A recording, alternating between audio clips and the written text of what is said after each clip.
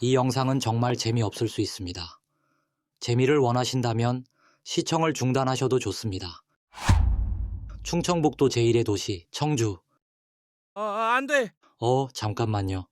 도시 이름만 이야기했는데 벌써 나가신다고요? 잠깐만 더 들어봐 주세요. 청주가 노잼 도시로 알려져 있지만 그건 청주를 제대로 못 보셔서 그럴 거예요. 청주를 잘 알고 돌아보시면 아주 괜찮은 도시예요. 남한산성과 꼭 닮은 이 산성의 이름이 뭔지 혹시 아세요? 청주 시내의 동쪽에 위치한 상당산성인데요. 함 읽어보실래요? 연속해서 3번 읽어보세요. 상당상승 상당상승 상당상승. 어떠세요? 발음 잘 되세요? 그것 보세요. 청주에는 이런 발음 연습하기에도 좋은 상당히 멋진 산성도 있고요. 재미있는 이름의 공원도 있어요. 오늘은 조금은 색다른 관점으로 청주시를 여행해 보겠습니다. 대한민국의 저엉중앙에 가까운 도시. 40년 동안 한국의 도시 순위에서 거의 변화가 없는 곳, 역대 대통령 선거 시 항상 당선자의 기준이 되었던 곳, 행정구역을 평균에 수렴하여 나누는 도시. 청주는 이런 수식어로 표현되는 도시입니다. 중앙, 보통, 평균, 기준. 이런 단어들이 가지는 이미지는 양극화가 심해지는 지금의 관점에서 보면 재미없음, 무색무취, 개성없음 등으로 해석될 것 같은데요. 그래서 청주는 노잼 도시로 알려졌을지도 모릅니다. 청주를 방문하는 사람들이 가장 먼저 만나는 가로수길, 약 6km의 거리에 1500그루의 플라타너스가 터널을 만들고 있는 한국의 아름다운 길 100선에 선정되기도 한 길입니다. 청주 IC에서부터 맑고 깨끗한 도시 청주라는 이미지를 잘 만들고 있는 청주를 상징하는 대표적인 길입니다. 청주에 들어오셨으니 우선 청주의 위치를 살펴보겠습니다.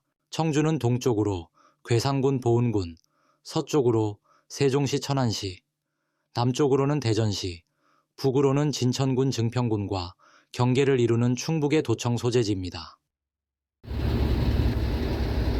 동쪽의 우암산 아래에서 발달한 도시는 무심천을 중심으로 형성이 되었고 점차 서북쪽의 평야를 흐르는 미호천 너머까지 도시가 확장되었습니다. 청주의 성장과 도시 확장의 역사는 철도교통과 관계가 아주 깊은데요. 1905년 경부선이 바로 옆 충남의 조치원과 대전으로 건설됨에 따라 당시 대전보다 인구가 많은 지역임에도 불구하고 철도 교통의 부재로 도시 성장이 제한되기도 했는데요. 물론 충북선에 청주역 오근장역 등이 있기는 하지만 충북선의 역할은 여객보다는 물자를 수송하는 산업노선 성격이 강했고 수도권이 철로로 바로 연결되지 못한다는 큰 단점을 가지고 있었습니다. 당시 검토되었던 안성 청주 상주 노선으로 결정되었다면 지금 대전과 청주의 운명은 뒤바뀌어져 있었을 듯합니다. 2014년 청주는 청원군을 도시로 흡수하면서 마침내 서울로 향하는 철도역을 갖추게 되었습니다. KTX 경부 호남 분기점인 오송역을 갖게 됨으로써 다시 한번 도시 확장과 성장의 계기가 되었다고 볼 수 있습니다. 한편 철도교통의 아쉬움은 청주의 도로교통을 발달시키고 버스 노선을 발전시키는 계기가 되기도 했는데요. 청주는 동서와 남북으로 뻗은 두 메인 도로를 축으로 국내에서는 유일하게 3개의 순환로를 완성시킨 도시가 되었습니다. 대도시로서의 도로교통의 기반을 갖추게 된 셈입니다. 또한 청주에서 서울로 가는 버스는 거의 10분마다 운행되고 있는데요. 역설적으로 철도의 부족이 가져다준 혜택이 된 셈입니다. 순환도로가 잘 발달된 도시, 어떤 효과가 있을까요? 아마도 도시 내 이동 시간을 단축시켜 도시의 균형 발전을 가져오지 않을까요? 균형이라는 단어를 떠올리면 청주는 참 특이하지만 균형적으로 행정구역을 나눴습니다. 청주는 2014년 청원군을 흡수하면서 4개의 구를 가진 인구 85만 명이 거주하는 대도시가 되었는데요. 이 4개의 구를 나눌 때 기존 도심의 한 점에서 경계선을 교차시켰습니다. 남북의 축을 무심천으로 하고 동서의 축은 시청에서 청주역으로 난 직지대로를 기준하여 제1운천교에서 교차를 시켰습니다. 4개의 구에 골고루 구도심, 부도심, 농촌지역 등이 다 포함되도록 했습니다. 서울을 예로 들면 중구를 여러 개로 나누어 방사형으로 행정구역을 나눈 셈입니다. 마치 케이크를 4등분한 것처럼 되었습니다. 장단점이 있을 듯한데요. 각 지역이 가지는 특성을 살려서 발전시키기 어렵다는 것은 단점일 테고요. 형평과 균형이라는 관점에서는 장점일 듯합니다. 이런 분할은 청주가 가진 중앙, 보통, 평균 기준 등의 특징과 관련이 있을 것 같기도 한데요. 의사결정의 방식이 개성보다는 평균과 균형을 우선시하여 결정하는 습관 혹은 문화가 있지 않을까 생각해 봤습니다.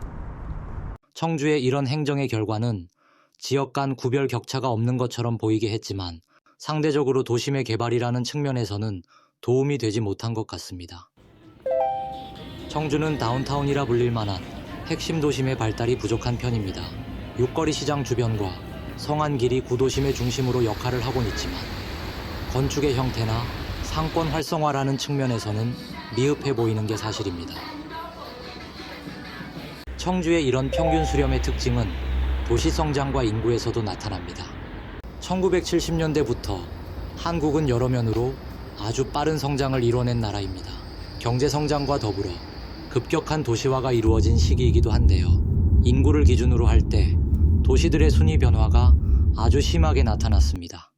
1960년대 후반 인구 기준 10위권 내에 있던 무안, 정읍, 서산, 논산 등의 충청 호남권 도시들의 순위가 크게 밀렸고 수원, 울산, 고양, 용인 등 수도권 중심의 도시 순위가 큰 폭으로 상승되었습니다.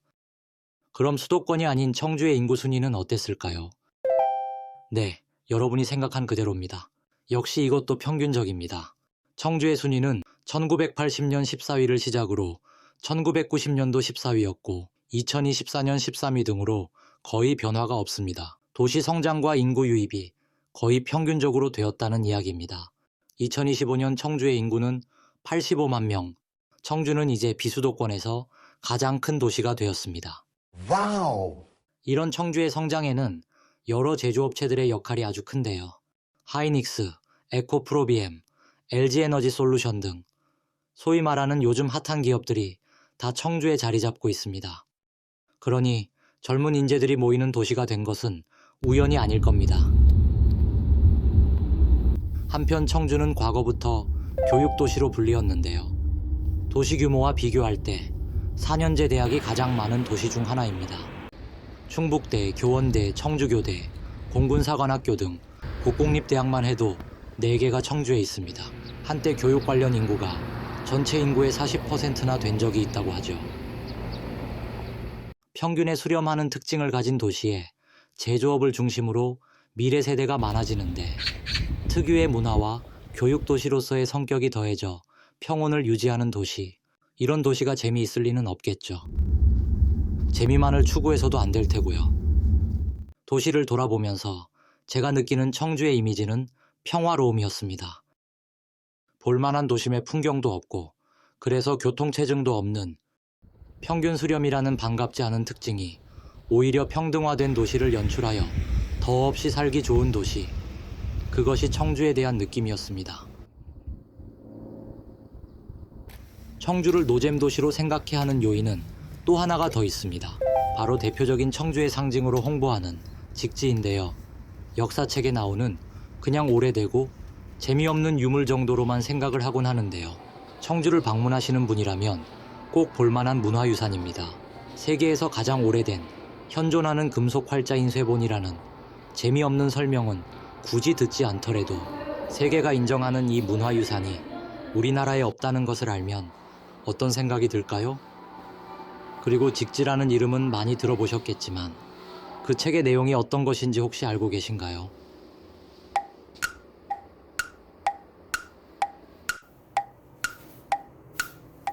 요즘에도 잘 어울릴 만한 내용들이 담겨져 있었군요. 그리고 그 인쇄본이 만들어진 흥덕사지를 돌아볼 수도 있습니다. 또 아름다운 작은 다리 직지교를 건너 예술의 전당마당에 전시된 직지의 조각품 감상도 좋습니다. 청주 여행은 이렇게 의미 있는 여행이 될 수 있습니다. 재미없다고요? 그럼 방금 지나온 직지교를 건너 주차장으로 가야 하니 건너시면서 직지교라고 3번 연속 말해보세요. 상당산성보다는 발음하기 쉬우시죠? 청주의 시내 여행은 이만큼만 하고요. 지금부터는 청주시 외곽의 대표적인 여행지 3곳을 소개해드리겠습니다. 청주의 남쪽에 대청호와 청남대가 있습니다. 대청호는 한국에서 3번째로 큰 호수인데요. 대전과 청주 사이의 호수라 대청호가 되었다고 하죠. 청주 시내에서 약 20분을 달려 문희문화유산 단지와 조각공원을 방문하고 특히 문희중학교 앞 호수를 보면 물 위에 전시된 조각품을 볼 수도 있습니다. 그리고 문희 선착장 주변의 수변길을 걸어보셔도 좋습니다. 대통령들의 별장인 청남대에서도 아주 멋진 숲과 호수를 볼 수 있는데요. 청남대 입구 쪽으로 호수데크 길이 만들어지고 있네요. 완공되면 아주 멋진 길이 될 것 같습니다. 청남대는 예약을 기본으로 하는데요. 지금은 예약 없이 입장이 가능합니다.